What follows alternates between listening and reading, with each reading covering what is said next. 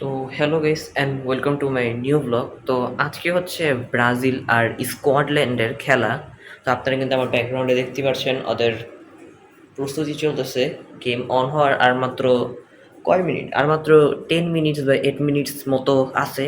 তো এরপর হচ্ছে ব্রাজিল আর হচ্ছে স্কটল্যান্ডের হচ্ছে ম্যাচ স্টার্ট হয়ে যাবে। আপনারা কিন্তু আমার জার্সি দেখে বুঝতে পারতেছেন যে আমি কোন টিমের সাপোর্টার। তো আমি ব্রাজিল সাপোর্টার হিসেবে মনে করতেছি যে স্কটল্যান্ডের সাথে ব্রাজিল অনেক ইজিলি জিতে যাবে। কিন্তু যারা হচ্ছে আর্জেন্টিনা বা আদার্স, তারা হচ্ছে বলছে স্কটল্যান্ড নাকি অনেক ভালো প্লেয়ার, অনেক ভালো প্লেয়ার নিছে এবার ডিফেন্সে।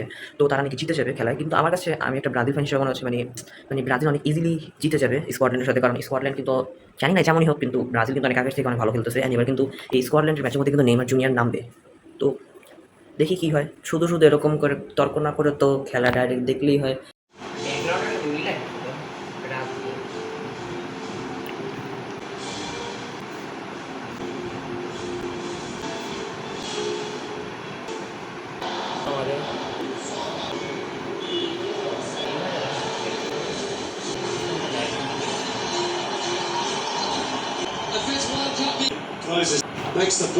তো গাইস, এখানে আপনারা কিন্তু দেখতে পাচ্ছেন যে এখানে ব্রাজিল কিন্তু একটা গোল দিয়ে দিয়েছে, তাও এটা আরও অনেক আগে দিয়েছে, প্রায় 6 মিনিটে।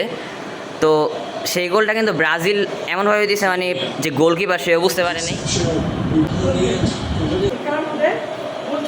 এখন হচ্ছে গাইস হাফ টাইম দেওয়া হয়েছে এই ম্যাচটার, অ্যান্ড আপনারা কিন্তু দেখতে পাচ্ছেন যে হাফ টাইম, অ্যান্ড ব্রাজিল কিন্তু হচ্ছে 2টা গোল দিছে অ্যান্ড স্কটল্যান্ড 0। কিন্তু এই যে একটা দিছে হচ্ছে 7 মিনিটে, আরেকটা দিছে হচ্ছে 45 মিনিটে। দুইটা হচ্ছে ভিনি জুনিয়র দিছে, কিন্তু মাঝখানে আরেকটা গোল হয়েছিল 45 মিনিটের, কিন্তু সেটা ফাউল দিছে তারা। জানি না কেন তারা এরকম করে, কারণ এটা ফাউল হয় না যদি আপনারা যদি চেকও করেন আমাদের মধ্যে। তবে তারা এখন নিয়ম তো নিয়মই, তো ফাউল দিয়ে